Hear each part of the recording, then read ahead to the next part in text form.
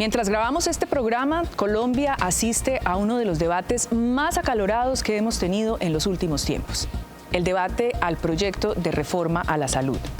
Es claro que aunque se ha recorrido un largo camino en este tema, el sistema de salud colombiano todavía tiene grandes inequidades y necesitamos hacer correcciones para poder ampliar la calidad, pero también mayor universalidad en la prestación de este servicio. Así lo reconoce Naciones Unidas en su Agenda Común por Colombia y dice que dentro de la reforma a todo el sistema de protección social para precisamente cerrar esas brechas, el tema de la salud es clave. Pero ¿cómo y por dónde se debe conducir esa reforma? ¿Hay que cambiar todo lo que ya está? ¿Hay que hacer algunos ajustes? ¿De qué estamos hablando? Bueno, los invito a una de las conversaciones difíciles más álgidas que hemos tenido los colombianos. Soy Adriana Santa Cruz. Bienvenidos.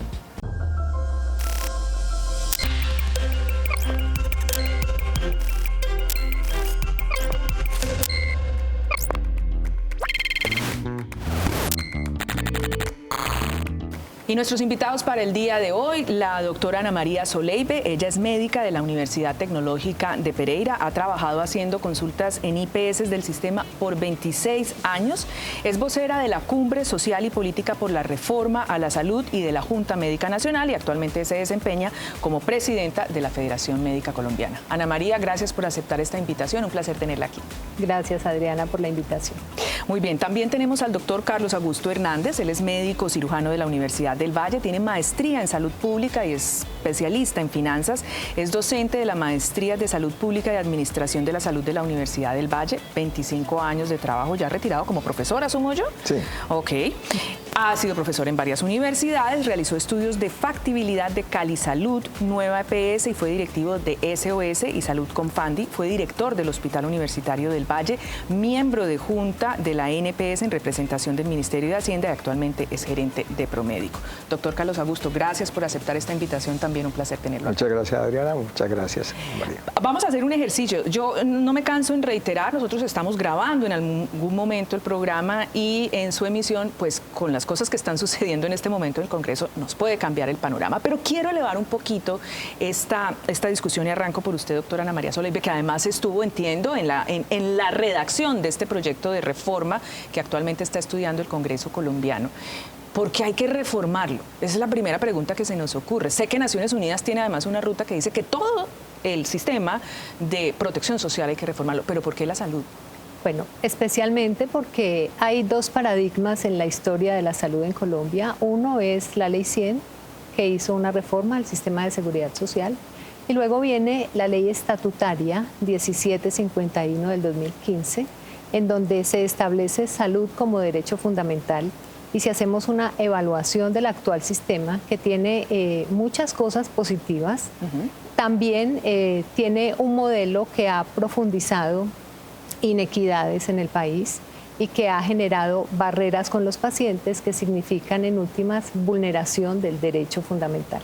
Cuando usted dice que el modelo es el que ha generado inequidades, quiero que me explique un poco más, porque uno diría de pronto las inequidades son por un problema en la ejecución de un modelo, por un problema, qué sé yo, puede haber tantas cosas, corrupción, pero ¿es el modelo per se?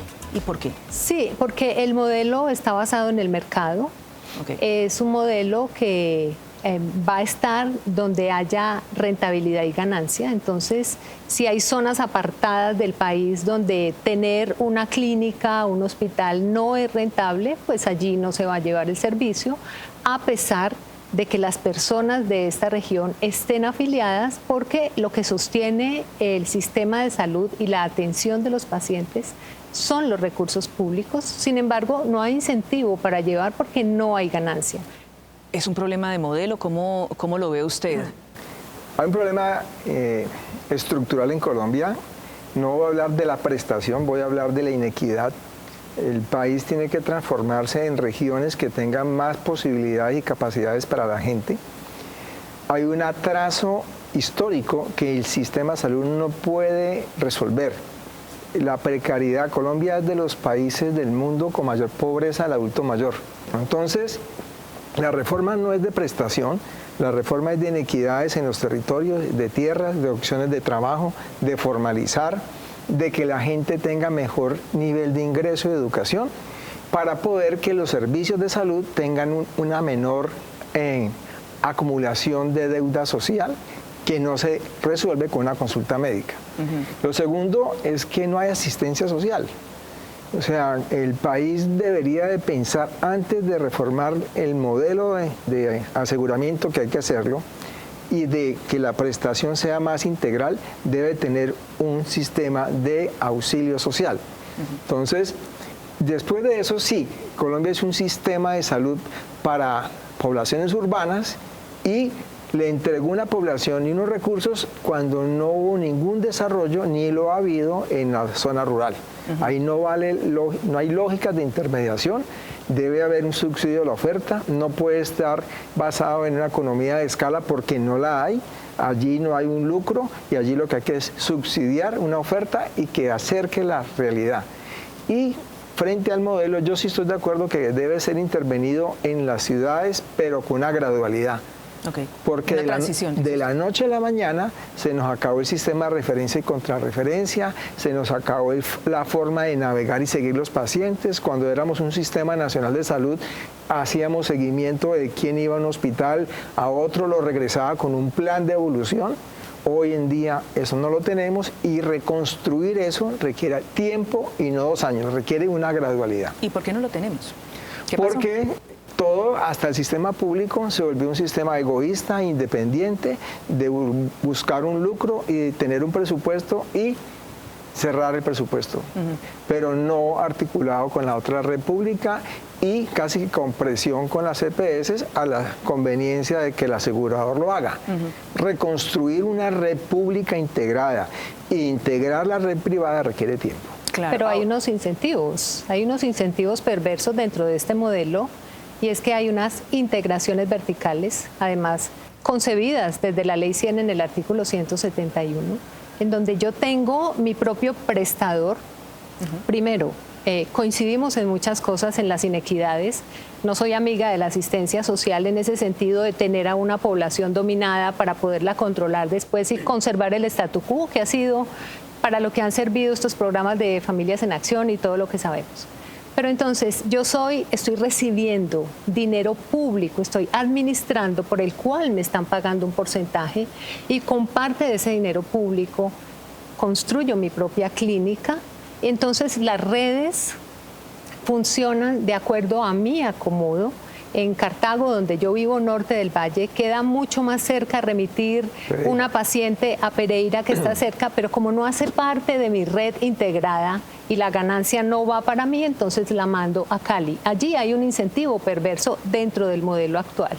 Pero tienes razón, el sistema no funciona en lo rural por lo mismo, porque a pesar de que es dinero público, a pesar de que a esta entidad promotora de salud que nunca promovió, estamos hablando de las EPS, debe estar velando por la salud de esos ciudadanos en esa región apartada, porque es un contrato. Esa es su obligación contractual con dinero público. Ella tiene un número de pacientes ubicados en distintas partes del territorio. Ella tiene unos afiliados en todo el país y el Estado le está entregando el dinero para eso y los aportes de los cotizantes, de los trabajadores. ¿Qué pasó? Es que el modelo no funciona es porque es un mercado y donde no hay ganancias, no hay interés en desarrollar la atención del paciente. Yo no quiero dejarle toda la regulación al sistema, esta mano invisible del mercado, y estoy hablando de teorías de hace muchas décadas, tampoco quiero que sea ¿cómo le podría decir yo a eso? A un monumento estatista, monolítico, ineficiente. ¿Dónde estamos en estos dos extremos? Que creo que estamos de acuerdo en que no queremos ni el uno ni el otro. Nadie quiere, son los extremos, ni estatizar, ni el mercado, el todopoderoso. Hoy tenemos 80% de la infraestructura, de los prestadores, de las clínicas, hacen parte del sistema. La administración será tripartita. ¿Cuál es la diferencia? Es hora de que el Estado, y es un mandato constitucional, que el Estado tome la gobernanza del sistema de salud porque la perdimos. Estamos disueltos en un mundo de EPS dispersos que cada uno hace lo suyo y el Estado necesita tomar la dirección del sistema. Los recursos son públicos. ¿Ustedes creen que una clínica como Imbanaco, la Fundación Valle del Lili va a desaparecer. ¿Por qué? Agradecemos grandes instituciones privadas con procesos de investigación, desarrollo de alta tecnología y tienen que continuar y van a ser parte de estas redes integrales que tienen que funcionar cercanas a la población.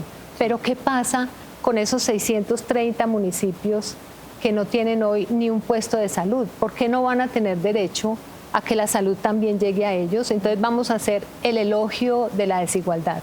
Necesitamos que todos tengan acceso, sin acabar lo privado. Eso ya es un acuerdo. Yo quiero saber si eso está recogido así en el proyecto o no, porque toda esta discusión, y empecemos a meternos ya en el meollo de la discusión, y puedo hablar, y voy a hacerlo, casi que haciendo uso de una voz común que puede estar desinformada, puede no haberse leído el documento, pero voy a traer esas voces porque creo que de eso se trata. Y muchos de los que están ahí ni siquiera han leído el proyecto, pero han escuchado y están asustados. ¿Por qué? Porque algunos sí nos han funcionado muy bien las EPS, porque algunos hemos recibido, y yo estoy de acuerdo que las inequidades existen. Hay unos que estamos hablando bien y que nos da un miedo de pronto decir, pucha, ¿no será que en ese camino empezamos a perder lo que ya teníamos bueno? Y yo le quiero dar la palabra a usted, no solo para responder esa pregunta, sino reaccionar frente a lo que ha dicho Ana María, porque usted ha estado en EPS. Sí, en el Red Pública también. El tema es, hay un mandato en el tema de quién representa al usuario, para que no sea víctima de un uso inadecuado de servicios y que en esa asimetría entre el que le ofrece un servicio y el consumo se genera una factura que puede generar una pauperización del sistema porque se consumen los recursos y no son ilimitados, son limitados. Claro. Entonces, esa teoría de la gente, que no es un tema neoliberal, sino que cómo generamos un manejo eficiente sin que el derecho del paciente sea absorbido por una entidad que le va a sacar provecho. Esa intermediación que está allí, en el mundo de hoy, las capacidades de los entes territoriales, cuando un alcalde o un gobernador decide que lo administre una persona cercana a su movimiento y no tiene las capacidades, hemos visto una gran cantidad de desastres en ese tipo de cosas. Entonces, la regulación lo puede decir, la ideología lo pueden plasmar en un decreto, pero cuando uno va a ver cómo se articula y cómo se hace, hemos tenido fracasos en las intervenciones. El gobierno ha tenido la posibilidad de intervenir las aseguradoras y las interviene y terminan en peores resultados financieros. Entonces, es importante que en este país se genere una regulación real porque puede tener gobernanza sobre los recursos. Pero cuando la asignación de las personas en la administración pública y privada, unos con factores de la industria farmacéutica o de negocios o individualismos y a otros por política, el usuario está allí y va a estar en el medio. Entonces, el proceso de la gradualidad es, verifiquemos que las capacidades, tanto de la formación profesional, la capacidad administrativa, la tecnología para controlar, porque no le puedo poner un auditor a cada médico. Y como decía un decano o el decano de la universidad, los auditores generalmente son médicos malos, que como no estudian especialidad y se buscan la justificación y tengo que pagarle al médico, al auditor, a la EPS. Así no puede el país. O sea, tenemos que generar una cultura de la ética, de la transparencia, sistemas de información y reducir la desconfianza del acto médico, pero con mecanismos reguladores. Para llegar a eso tenemos que recorrer un camino. Considero que con los resultados de salud que han tenido unas EPS que están en dificultades financieras hoy, pero con resultados de salud buenos, comparados en estándares internacionales como Compensar, como Sura, Salud Total, en algunos de esos indicadores debemos de preservar y no buscar una entidad pública para que los empiece a atender mientras logra las capacidades. Porque ¿cuánto nos demoraríamos en esa curva de aprendizaje? Y por no ejemplo, podemos someter a los pacientes a decirle, no, esperemos que ella aprenda. No. 3 años y usted tiene cáncer. Ahí hay que hacer una gradualidad y hay que acompañar para que el proceso no genere mensajes que hacen daño. Mensajes que hacen daño en el sector salud. 1, no hay que invertir porque va a haber una reforma radical.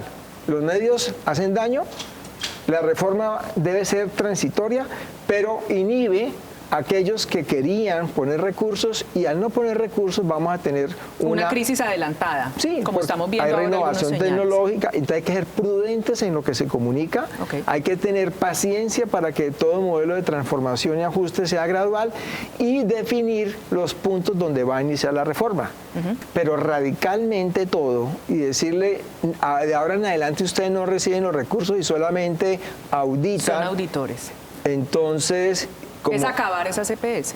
Hay que definir cómo esa gradualidad no son 2 años, cómo los incentivos no solamente un 5%, sino que al final el mandato de eso quien va a articular queda claro. Si yo articulo y quiero resultados en salud, yo no puedo entonces decirle o aceptar que el ente territorial define que se lo manda al hospital y que del hospital se lo manda a otro, porque si no, le quitamos de acá para ponerlo acá.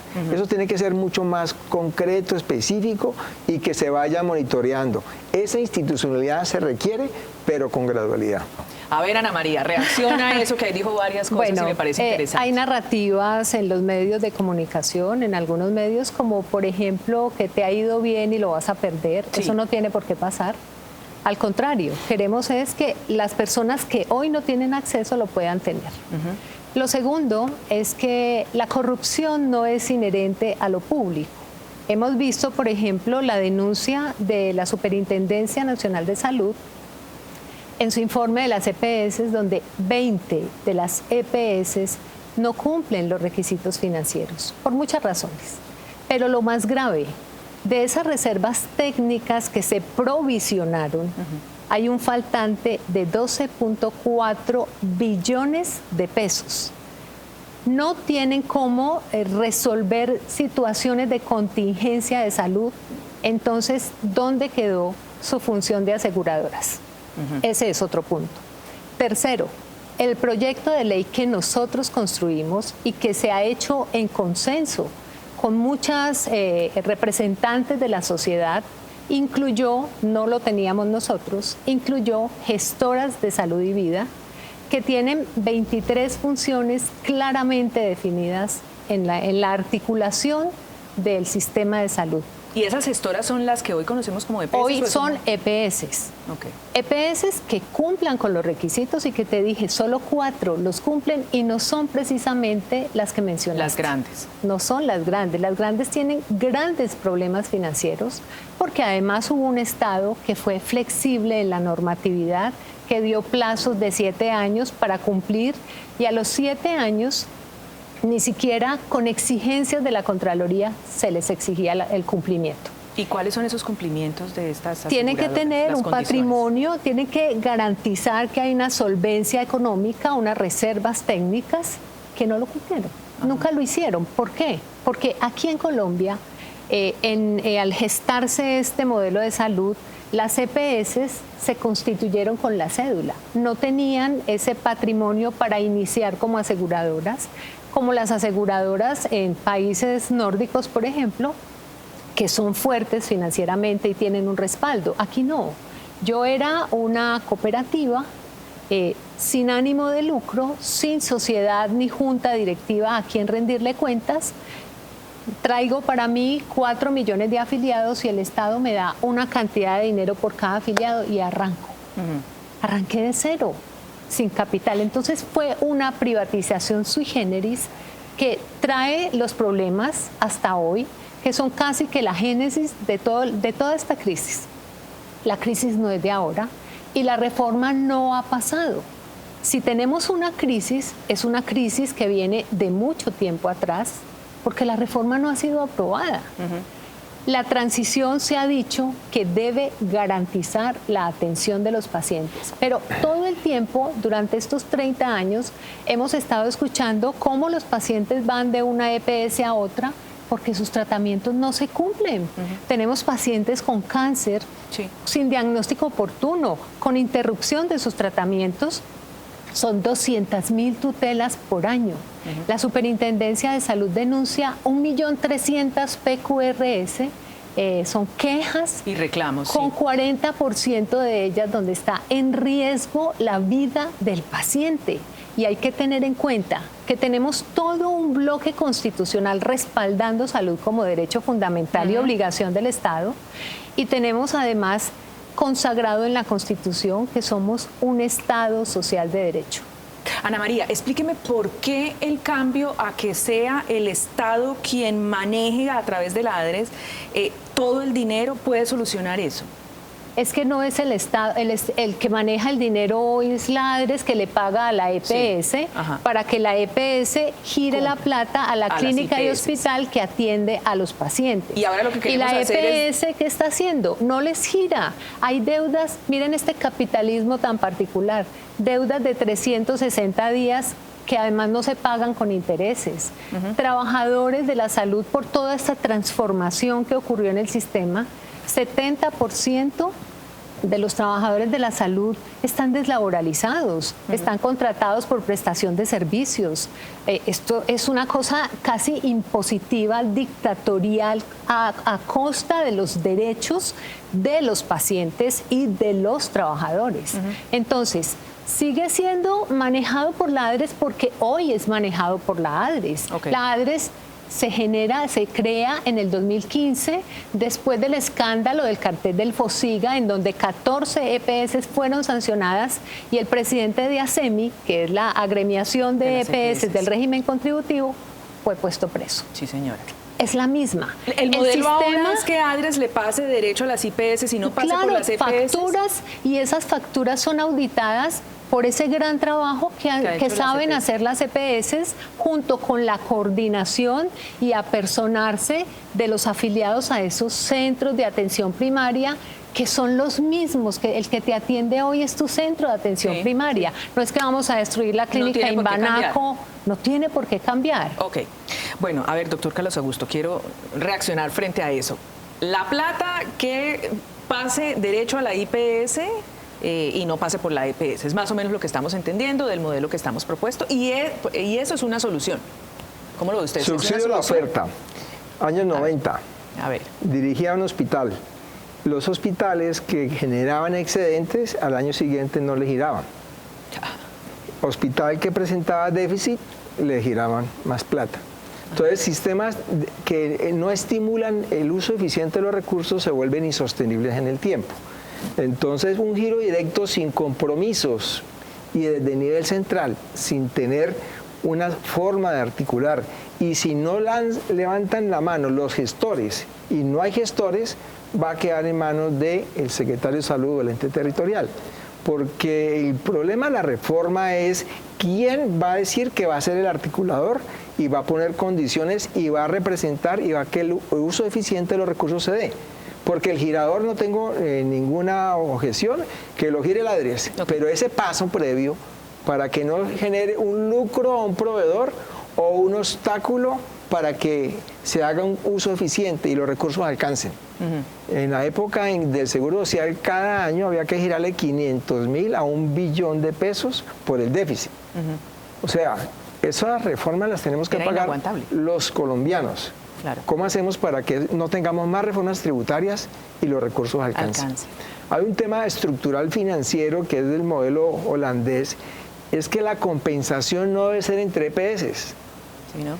Un sistema basado en la prestación, con tarifas estructurales, y cuando hay desvío, yo le pago al prestador que tuvo una complicación, la atendió y le costó más, pero no se la entrego a una EPS. Eso no tiene lógica. O sea, en Colombia sí se puede cambiar el sistema de desvíos de frecuencia y desvío de costo, pero no entregándoselo a alguien que no vive el desvío del costo. Pero aquí se sacrifica al prestador y el prestador, para poder sobrevivir, no formaliza, no le paga oportunamente y afecta al profesional o al equipo de salud. Entonces hay que cambiar el sistema de generar la compensación, no en un gestor o en un asegurador, sino en un prestador que lo ha hecho bien y que por desvíos se le pueda compensar. Pero eso no es lo mismo de lo que estamos hablando. Sí, los gestores harán eso. Lo otro Si es levantan la mano, si Si No, dicen pero quiero, el lo que usted me está proyecto- diciendo es que las EPS ninguna van a decir yo allí no me meto. perdón. A El ver. proyecto tiene un sistema de calidad que va a ser evaluado. No sé si lo ha leído. Sí, que pero deben lo que cumplir digo unos criterios no es de que el proyecto calidad. lo tenga, es qué entidad Por eso, quiere ser gestor aquí. Las en este momento. instituciones, los centros de atención primaria tienen que ser calificados con un sistema de calidad, tienen que cumplir unos indicadores. Lo otro que hay un desconocimiento dentro de la población es que hay unos recursos de destinación específica girados a los territorios, el sistema general de participaciones, el rentas cedidas, que son mandato constitucional y nosotros no estamos haciendo una reforma de la Constitución. Pero ¿cómo blindamos? Porque a todos nos da miedo la corrupción, no solo de lo público, sino de lo privado, por lo que le conté de ese desfalco, que Salucop fue el emblema, pero Salucop nos mostró que esa es la norma. Por estos 12.5 billones de reservas técnicas que hoy están perdidos en las EPS. Entonces, el Estado entrega recursos porque tampoco vamos a la centralización. La Constitución del 91 ampara la descentralización y no nos vamos a devolver cuando todo el mundo va hacia la descentralización. Pero como conocemos los problemas de corrupción en los territorios, entonces decimos, hay un sistema de información único nacional que casualmente después de 30 años no existe, que la gente tiene que saber que las EPS no tienen auditorías.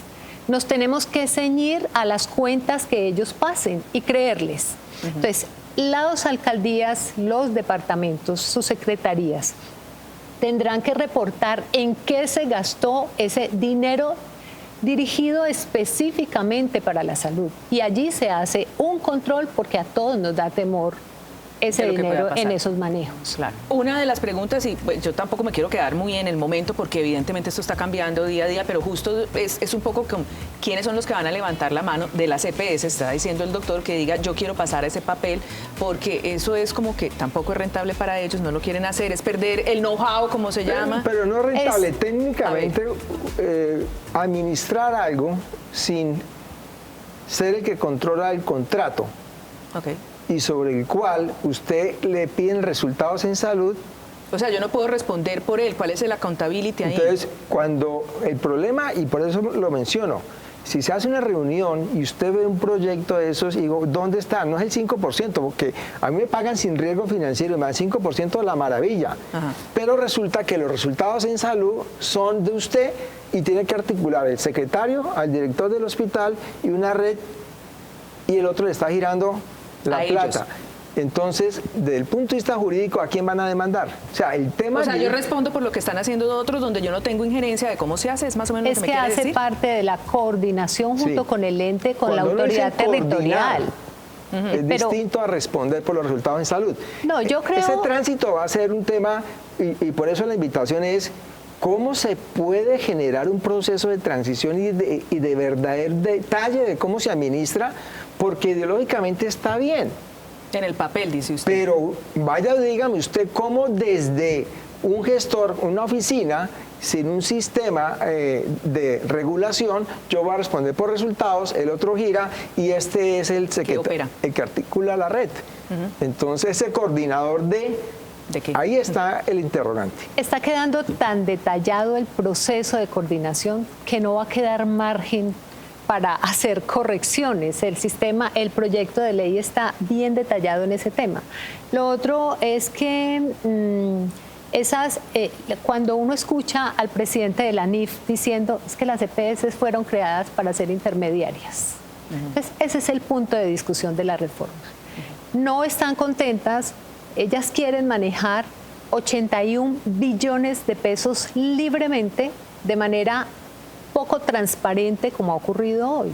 Entonces, cuando decimos este dinero público debe proporcionar salud a todos los colombianos, pero vamos a poner control, y a ustedes, señoras EPS, que además de administrar esos 81 billones y tener el país sumido en inequidades, en unos resultados trazadores de inequidades en el país como mortalidad materna, mortalidad infantil, que comparados con los países de la OCDE estamos mal, y hay que corregir, entonces van a cumplir 23 funciones claras dentro de las que están coordinación con la autoridad territorial. Eso sí está definido en el proyecto.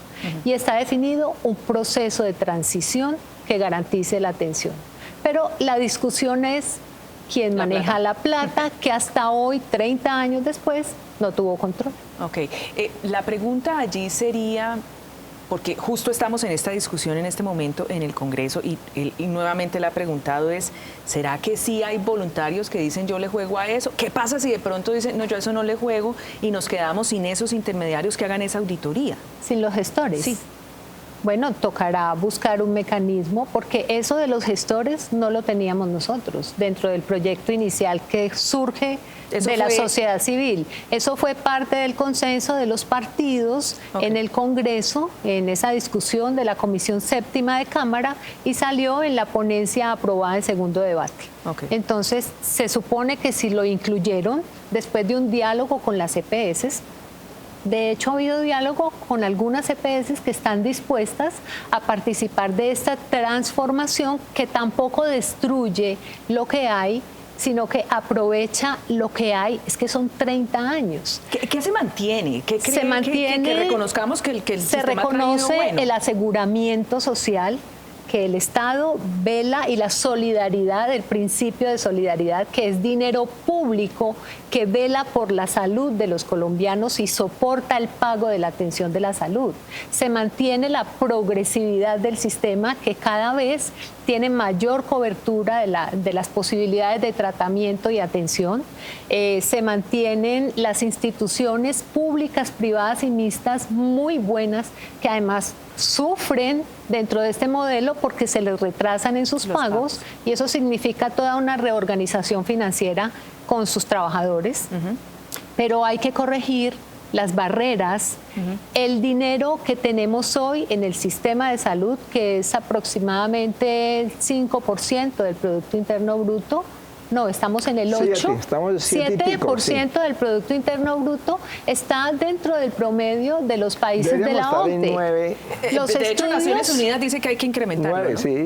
Lo que vamos a hacer es una progresión en tiempo, pero el estudio realizado, además que el proyecto nuestro, tiene un estudio económico sólido, fuerte, en detalle, que lo hizo el doctor Luis Jorge Garay, en donde muestra, primero, que hay suficiencia de la UPC, que es esa unidad que le dan por cada afiliado de las EPS, a pesar de lo que digan las EPS y los medios de comunicación, y que hay suficiencia de recursos. Pero hay que plantearse también que a nivel mundial la pirámide en el sistema de salud hay que invertirla y que la atención primaria en salud tiene que ser el centro del sistema porque este nos llevó a una gran atención y resolución de enfermedades en la alta complejidad, a preocuparnos más por el riesgo financiero que por el riesgo en salud y a generar barreras para los pacientes buscando rentabilidad. A mí eso me suena absolutamente lógico, pero cuando uno empieza a mirarlo, eso cómo se va a ejecutar, ahí es donde empieza a asustarse. Por ejemplo, y le voy a contar un ejemplo traído de otro de los programas que grabamos. La cualificación profesional de las personas en los territorios que van a ser los encargados de ejecutar todo esto de lo que nosotros estamos hablando, y hablo de territorios, por ejemplo, tuvimos aquí a la gente de Amunafro, de territorios en Nuquí, de territorios en Timbiquí, y uno dice, pucha, llegar los recursos allá con personas que no están capacitadas, eso es una alarma que desde ya está prendida, y por eso es que seguramente se habla de una transición. Desafortunadamente, ¿cómo nos aprestamos para eso? Desafortunadamente, los medios de comunicación no han sido generosos con el país. Las disputas en el Congreso con algunas oposiciones no son sanas. Debería haber una discusión argumentada verdadera, pero además con la Universidad Nacional y el Ministerio de Salud se hizo un diplomado en el que participaron 5.000 personas, trabajadores de la salud, en donde se iba se iba mostrando hacia dónde va la reforma al sistema de salud. Entonces, no creas, ya poco a poco, cuando yo he visitado muchos lugares del país. Bien apartados. Y lo que encuentro es que sí, que el médico general, el auxiliar de enfermería ya entiende para dónde vamos Y los que somos más viejitos, nos tocó. Yo hice mis primeros años de consulta médica yendo al área rural, haciendo consulta, detectando mujeres que no se habían hecho su citología, orientando, había una promotora de salud. O sea, no estamos hablando de algo loco que no exista. El modelo de Costa Rica funciona así, el modelo en Francia funciona así. O sea, ¿tenemos bases sólidas para esa transición? Tenemos bases, conocimientos, un proyecto muy estudiado, tenemos la financiación del sistema, tenemos unas gestoras o EPS con una experiencia de 30 años. Entonces yo creo que, y es el momento de la transición, ya el sistema de Ley 100 cumplió su periodo y es hora de que el país tenga derecho a una transformación aprendiendo de lo construido para continuar con un nuevo proceso en el país. Ese es un punto, ¿no? ¿Hasta cuándo nosotros decimos no estamos listos y no arrancamos? Y eso lo hemos hablado, por ejemplo, en la transición energética, en la laboral, que de hecho por eso aquí se habla de una reforma del sistema, porque creo que si no queda cojo, si no hacemos la laboral, si no hacemos la pensional, en fin. A ver, reacciones. ¿Estamos preparados y para cuándo arrancar? Hay que hacerlo ya. Okay. Se requiere. Se nos viene el envejecimiento de la población. Sí. Los costos de hoy, si bien hay déficit, no de 12, 4 o 6 billones de pesos, los desperdicios hay que acabarlos. Hay que reconocer que esto viene desde el 2011 desfinanciado. Ese plazo de 7 años pues, es patear hacia adelante a otros gobiernos un problema estructural, no explota, no aquí, desde antes de la pandemia. La pandemia fue un alivio económico a los aseguradores, pero esa plata no se ahorra, se consume posteriormente a eso. Los médicos se han pauperizado en Colombia. O sea, los sistemas de atención no pueden ser en detrimento de la capacidad de ingreso del médico. Total. Usted encuentra médicos de 1.800.000, de 2.300.000 por prestación de servicios, jubilaciones o pensiones de 1.500.000. O sea, el sistema no puede seguir así. La asimetría, o sea, creo que sí hay experiencias importantes, conocí de la nueva EPS, grupos de atención primaria en comunidades apartadas trabajadas con los entes territoriales, no son nómina de la entidad, se construyen y se pueden generar capacidades, pero hay que avanzar más rápidamente. Okay. Y sí se requiere que si manejamos el concepto de seguro social, hay que inyectar plata. Pero la plata no a un negocio, sino a donde se genera el beneficio y el servicio. Pero Colombia, es que no es el concepto del seguro social. Ya, déjeme que él termine porque ya iba a preguntarle eso. Hay actividades donde usted permite el lucro. Yo se lo decía a Alejandro Gaviria, ¿cómo es posible que las aseguradoras tienen un ROE, una rentabilidad como el SOAT? Las aseguradoras, las ARL tienen unas rentabilidades altas y no llega al 60% de las entidades que no tienen control de riesgo laboral, pero esas tienen lucro. Ajá. Y esas sí se pueden quedar con la plata y la rentabilidad. El pool de riesgos es para que la plata se distribuya para donde se presta el servicio y no para donde está la rentabilidad. Coja la plata de las ARL que tienen rentabilidad el sector financiero está ahí, pero no, señor, la prestación la está haciendo una entidad, las bajas tasas de uso no pueden ser la rentabilidad de otro. Entonces, todos esos pools de riesgos, júntelos para que la plata alcance y no tengamos que decir que hay que hacer otra reforma tributaria. Okay. Pero páguele bien a los profesionales, páguele bien al equipo de salud. O sea, eso hay que hacerlo, pero hay que quitar esas rentabilidades asimétricas que existen en el sistema. En la rentabilidad. A ver, ese concepto del seguro social. Esa es parte de la narrativa de la prensa de oposición, porque no es seguro social. El seguro social era una integración vertical, era una institución del Estado. Eso no es. Ya les dije que 80% de las instituciones que atienden a los pacientes son privadas. Pero está lo otro, es que hay un grupo de tecnócratas muy de la línea del exministro, el ingeniero Alejandro Gaviria, que hacen esos análisis científicos, pero que nunca miden yo digo que la justicia puede ser ciega y la economía tiene que ser al menos tuerta, porque tiene que ver, aunque sea por un ojo, que hay unos resultados que son desiguales, que hay unas respuestas negativas de un modelo y eso nunca se menciona. No miramos, por ejemplo, qué repercusión tiene el efecto de retrasar tratamientos. Esos estudios no los hacen los tecnócratas que sostienen este modelo de Ley 100. Entonces, tampoco se mide cómo afecta en la vida del niño cuando tiene desnutrición sus primeros 5 años. Hablan del gasto de bolsillo que se redujo, pero no cuentan ni se estudia, de estos tecnócratas, nunca estudian lo que la gente tiene que pagar por su cuenta, por todas las barreras que se han impuesto. Entonces, no es el modelo del seguro social.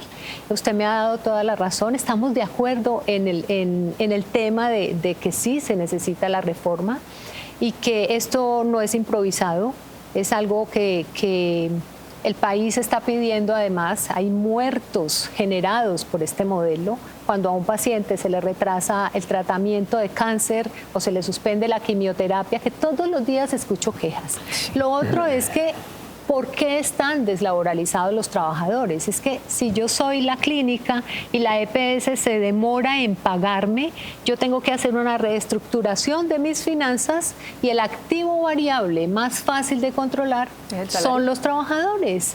¿Por qué? El sistema de salud, si no tiene trabajadores con buenas condiciones laborales, nunca va a ser de buena calidad. De acuerdo, sí, que así como está, no estamos hablando de un seguro social como el que conocemos nosotros y que esa es una narrativa que hay que desbaratar. Sí, de acuerdo. O sea, el sistema tiene que ser cobertura universal, planes de beneficio no escritos sino reales y gradualidad en generar capacidades, porque esa de la noche a la mañana hay que acompañar los territorios y eso tiene una responsabilidad pública. Allá no va a llegar la entidad privada y la entidad privada hoy en día en sitios donde no hace nada recibe unos recursos, puede que siga funcionando en ciertos territorios y en la medida que los resultados no den, como se dice, con un buen nivel de ajuste en la prima, si no da resultados, lo puede asumir el sector público, pero porque ya tiene capacidad, con un sistema tecnológico, un sistema único y unas reglas de juego y un pool de riesgos. Ok. Así es. Es una pregunta obviamente hipotética para el momento en el que estamos nosotros grabando el programa. Si no pasa esta reforma, ¿qué va a pasar? Todavía le quedan 2 años y algo al gobierno de Gustavo Petro. ¿Qué va a pasar? ¿Y qué le pasa a Colombia? ¿Y qué cree usted que habría que hacer? Porque en lo que estamos aquí de acuerdo es que una reforma sí hay que hacerla al sistema. La Academia Nacional de Medicina hizo un manifiesto que va en esa línea. ¿Qué dice? O sea, constitucionalmente, la responsabilidad del Estado es garantizar el derecho al acceso a los servicios de salud. Y si la entidad aseguradora no está cumpliendo, hay que intervenirla. Si la plata no alcanza, hay que hacer una suficiencia, pero la prestación se tiene que dar. Y la responsabilidad es mantener, porque no por una presión política uno u otro actor va a afectar al usuario. Eso es lo que tiene que garantizar. Entonces, sí creo que cada que se anuncia un cambio y se genera pánico, eso no es sano. Sano, genera un daño y genera esa sensación de angustia innecesaria que genera a su vez más morbilidad y más afectación. Entonces, hay que acabar con eso. Creo que ese pacto de confianza de los actores y sentarse a trabajar una gradualidad para un mejor resultado en salud, estoy de acuerdo. ¿Y yo difiero? Sí, a ver. Es que la Academia Nacional de Medicina se está oponiendo de frente junto a otras organizaciones médicas, excepto la Federación Médica Colombiana, porque en su manifiesto, en el punto E, está hablando que las gestoras de salud deben continuar manejando los recursos y las afiliaciones sin detrimento de los pagos de la ADRES. Ese fue un punto de diferencia que tuvimos con ellos. Ellos incluso han usado argumentos que le hemos escuchado a la oposición, como decir que no hay un estudio económico que usted mencionó ahora del doctor Luis Jorge Garay. Pero eso de poner a las gestoras... participaron como enemigos de la reforma, incluso no estuvieron en la reunión yo estoy privada. con ellos en un grupo y puedo decirlo con certeza, y eso de poner a las gestoras con afiliados y manejando recursos se llaman EPS. Sí, no. Es lo mismo con distinto nombre. O sea que a la larga le estamos jugando a no cambiar y hay que cambiar según lo que usted dice. Claro, los gremios académicos llamados acuerdos fundamentales, donde está la Academia Nacional de Medicina, le están apostando a seguir igual, en contra de la reforma abiertamente. La Federación Médica Colombiana, que hizo parte de la Cumbre Social y Política por el proyecto de reforma estructural del sistema de salud, sí está con el proyecto que se debate hoy. Bueno, los términos en los que yo he leído es la concertación para poderlo hacer de forma gradual. Incluso la academia no participó del diálogo privado porque es que no se puede declarar opositor una entidad que su función es que la esencia de la prestación de los servicios se garantiza al usuario. Pero igual, seguramente hay posición de las sociedades científicas y yo ahí no entro en ese debate, pero sí creo que esto requiere una responsabilidad más allá de la óptica de cada uno y que se pueda administrar bien y que el día en que se apague algo funcione. Okay. Es decir, el otro. Porque si no, lo que vamos a tener, nosotros vivimos eso. En el Hospital Universitario del Valle uno encontraba todo el corredor del pasillo de urgencias, eran personas pendientes de diálisis renal, solamente habían 10 en el HV y no había ninguna entidad que hiciera eso. O sea, cuando el sistema cambió, y lo dice Vicente Borrero en la Fundación, cuando la regla de juego no es público y privado, esa entidad que se hizo para una población terminó atendiendo toda la población. 70% de los pacientes pobres están en la Valle y Lili. O sea, no hay en ese proceso de desarrollo de los servicios de salud por qué tener temor de que esto es público o que esto es privado. El tema de regulación e intervención. Sí. Pero hay una cosa, perdóname Adriana, y es que está muy bien y es muy bueno el trabajo que hacen estas clínicas privadas o públicas de mayor complejidad, eso está muy bien. Pero yo me pregunto, ¿el enfoque preventivo dónde quedó? Porque yo trabajé en un programa, no se hace, yo trabajé en un programa, discúlpame, yo trabajé en un programa de control de promoción y prevención de hipertensión, diabetes y riesgo cardiovascular, y te puedo asegurar que el enfoque preventivo no existe, porque hay otro factor que no hemos mencionado, los determinantes sociales que no están siendo tenidos en cuenta hoy. Entonces, yo tengo un paciente diabético que debe usar insulina y no tiene nevera y no tiene cómo comer adecuadamente para controlarse. Ese paciente va a terminar en diálisis y va a terminar en la clínica Valle de Lili. La reforma, además, por mandato de la Organización Mundial de la Salud, ya empieza a tener un enfoque más completo en un sentido verdadero de la salud, en el sentido positivo de la salud, teniendo en cuenta determinantes sociales. Pero hoy no se hace prevención de la enfermedad. Se llenan unos chulitos. No te acepto eso porque la historia de la cuenta de alto costo y el cambio del CADOC y de daño renal en Colombia ha sido impresionantemente bueno. ¿Cómo será que incluso pues las unidades de diálisis renales y las necesidades de trasplante se han reducido? El control de la hipertensión, el control de la diabetes ha sido importante y la cuenta de alto costo ha manejado muy buenos resultados. Eso sí se puede perder. Cuando está el Seguro Social, más del 50% de los hipertensos terminaron en daño renal, cuando era solamente condicionado. Y lo peor es que el asociado, el afiliado, decía, yo no me voy del Seguro Social porque es bueno para cáncer y para daño renal, cuando no debe ser así. El daño renal se puede evitar y tiene que estar... No tenemos que llegar allá. No los puede pacientes... llegar allá. Entonces, en Colombia, las clínicas de control de hipertensión para evitar daño renal existen y han generado una disminución de pacientes en unidades de diálisis. Y hay unidades de diálisis, pero el control perrenal existe, que no todas las entidades lo hagan. Ya le iba a decir, seguramente tenemos que universalizar más eso y hacerlo de mejor calidad. No, perdóname, pero todos los días hay tutelas reclamando medicamentos que no les entregan. Habrá tutela, entonces pero me no podrás decir decir, caso, porque tienes unas estadísticas. Voy a mediar aquí un poco, digamos, se ha hecho, pero falta. ¿Podemos quedar en Pues eso? Puede haber claro. casos. Lo que pasa es que cuando uno dice que la vecina mía no comió y se complicó, pues yo no puedo decir que las EPS no lo hacen.